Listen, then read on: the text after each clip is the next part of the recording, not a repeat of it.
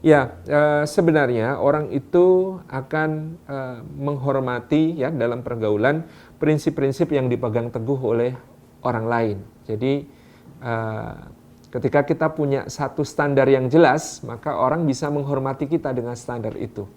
Oh, kalau hal begini jangan ajak dia deh, dia nggak mau. Ya, kalau kita sudah dikenal dengan prinsip yang seperti itu, maka kita sebenarnya enteng. Ya. Dan itu baru bisa terjadi kalau kita punya ketegasan, kalau kita punya standar yang benar di dalam standar yang kokoh di dalam pergaulan. Jadi kalau kita ela-elu dalam tanda kutip, oh, ternyata gini mau, ternyata gitu mau, nggak bisa nolak, nggak bisa ngomong tidak dan lain sebagainya, ya kita akan seakan-akan kita ingin bergaul dengan semuanya, tetapi justru dengan begitu orang tidak bisa menilai diri kita, orang tidak bisa menghargai diri kita. Nah, kalau kita kemudian dalam soal-soal yang prinsip bisa menyampaikan tidak, bisa menyampaikan penolakan dengan cara yang baik gitu ya, tentu orang akan menghormati. Mohon maaf kalau yang seperti itu saya nggak bisa ikut.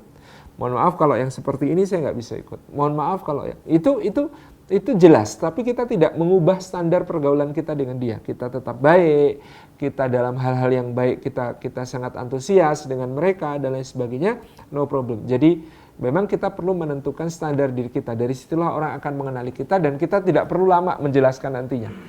Kita tidak perlu banyak-banyak untuk kemudian selalu mengulang-ulang. Orang sudah akan kenal. Oh, dia itu kalau begini nggak mau. Nah, itu akan jelas standarnya. Tapi kalau kita kadang ikut, kadang nggak jelas gitu ya. Ya orang akan nebak-nebak terus dan itu membuat mereka tidak bisa menghargai kita. Kita akan dihargai kalau kita punya prinsip yang jelas itu. Wallahu a'lam.